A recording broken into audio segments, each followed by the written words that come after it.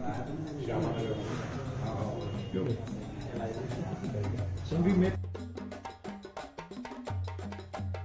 किया कि किसानों के मुद्दे जो है वो बहुत तेज है, बहुत गहरे मुद्दे हैं मध्य प्रदेश के। तो बाकी राज्यों के कंपैरिजन में मध्य प्रदेश का किसान क्यों नहीं उस तरीके से भाग लिया किसान आंदोलन में।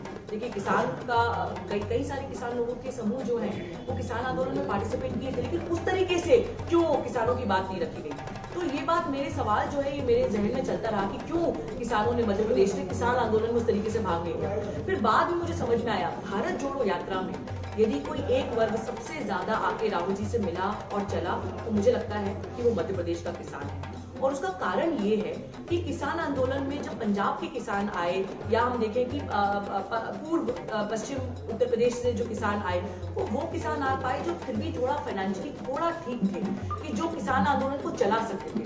मध्य प्रदेश का किसान आज इतना गरीब है और इतनी समस्याओं से जूझ रहा है कि अभी उसके पास सर्वाइवल इज अ क्वेश्चन। तो ये चीज मैंने देखा कि जिन जिन क्षेत्रों से यात्रा गई, कम से कम उन क्षेत्रों से बहुत सारे किसान भाई जो हैं वो भारत जोड़ो में आके जुड़े। तो मुझे समझ में आया कि भाई किसानों का जो मुद्दा है वो मध्य प्रदेश में बहुत बड़ा मुद्दा है। और ये बात राहुल जी ने भी अपनी बातचीत में इस बात को रिफ्लेक्ट किया और इस बात पे।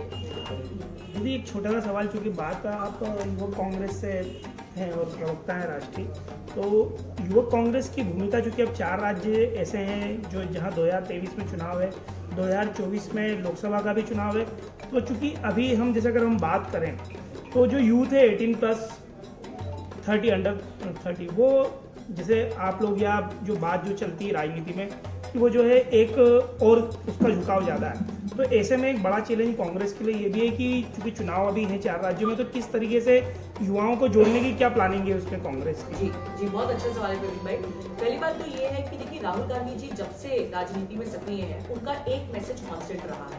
यूथ कांग्रेस में जितने आमचूल परिवर्तन हुए वो इसलिए हुए कि राहुल गांधी जी ने कहा है कि इस देश का भविष्य जो है वो इस देश का नौजवान है।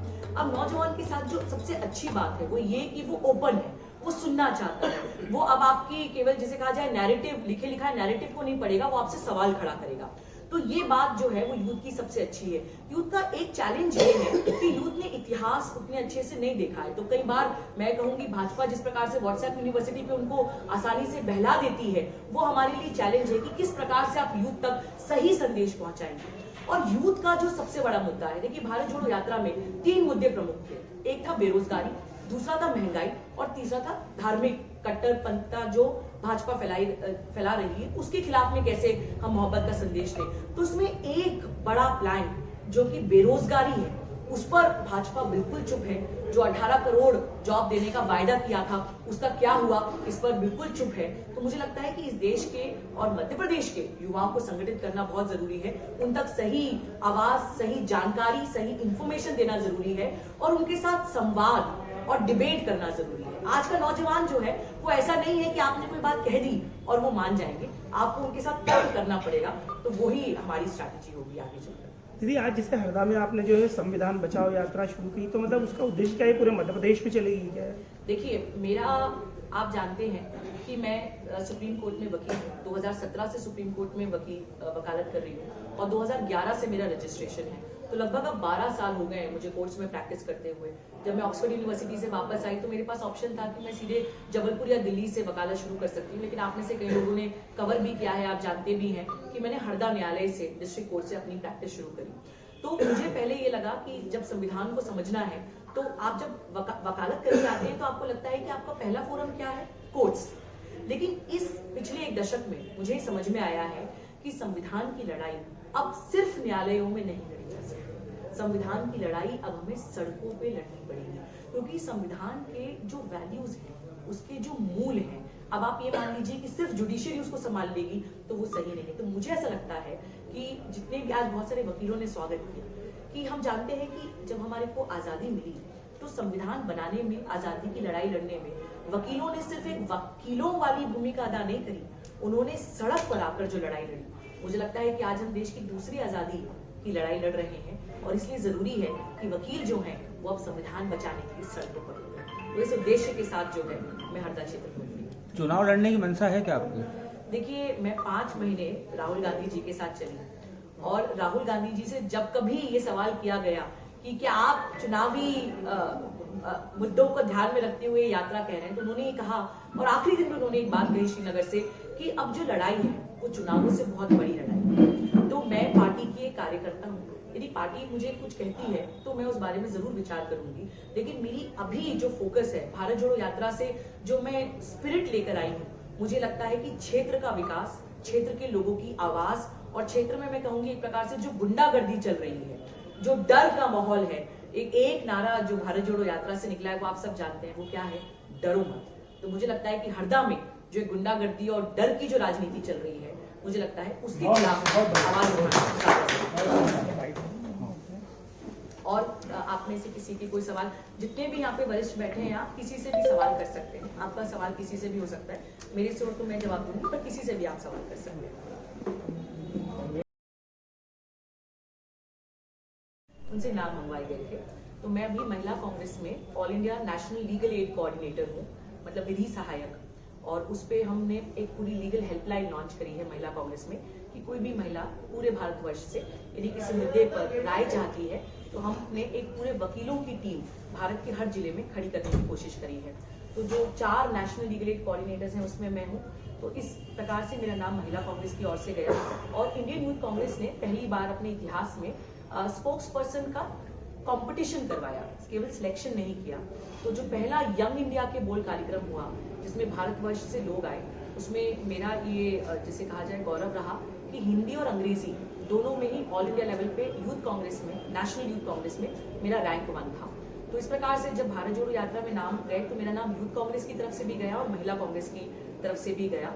उसके बाद 2 राउंड हुए इंटरव्यू के, जिसमें दिग्विजय सिंह जी थे, मुकुल वासनिक जी थे, और उसके बाद जब यूथ कांग्रेस में बीवी श्रीनिवास, आप जानते हैं यूथ कांग्रेस के प्रेसिडेंट हैं, तो उन्होंने कहा कि हम नाम तो भेजेंगे आपकी काबिलियत के आधार पर, लेकिन आपको फिटनेस टेस्ट भी देना पड़ेगा। तो जब ये यात्रा शुरू हुई तब मेरा वजन 90 किलो था, और मुझे बिल्कुल कॉन्फिडेंस नहीं था फिजिकली कि मैं यात्रा में चल पाऊंगी। तो उन्होंने कहा कि गार्डन आ जाओ सुबह 6 बजे, और हमको कहा कि चलिए आप भी दिखाइए कि आप कितना चल पा रहे हैं। तो मैंने मन में सोचा कि आज तो श्रीनिवास सर के पीछे चल के पूरी जान लगा देना, कल से देखेंगे। तो उस दिन तो मेरा सिलेक्शन हो गया, लेकिन पहले 25 दिनों में प्रवीण भाई बहुत दिक्कत हुई, काफी रैशेस हुए, सब कुछ दिक्कतें हुई क्योंकि कोई आदत नहीं थी। तो अचानक से ये सोच पाना कि 25 किलोमीटर हमारा एवरेज था कि प्रतिदिन हमें 25 किलोमीटर चलना था। यात्रा के पहले 3 महीने हम उसको 2 फेजेस में चलते थे, सुबह 10 से 12 किलोमीटर और शाम को 10 से 12 किलोमीटर।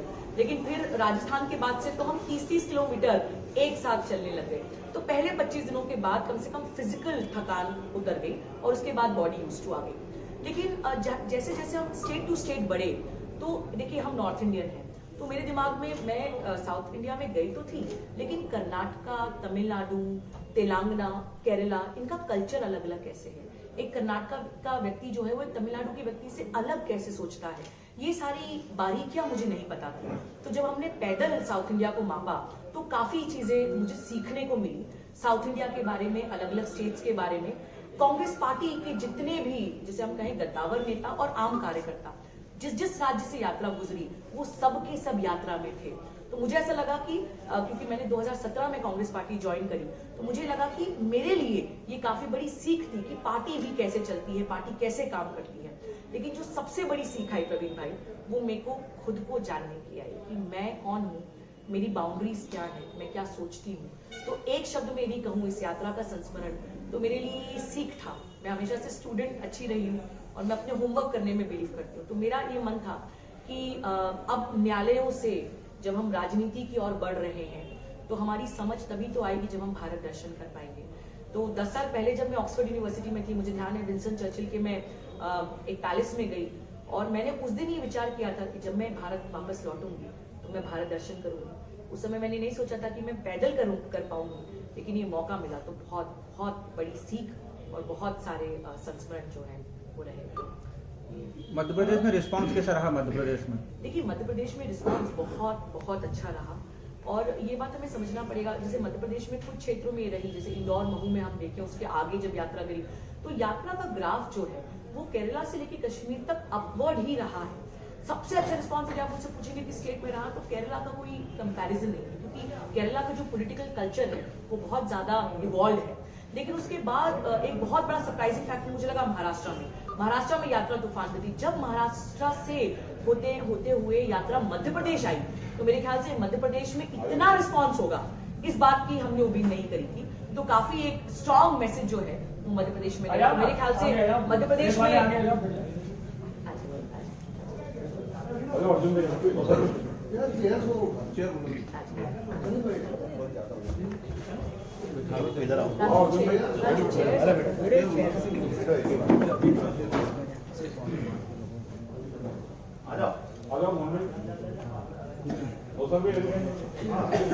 आकाश चेयर ला दो। दूसरे समाज के लग रहा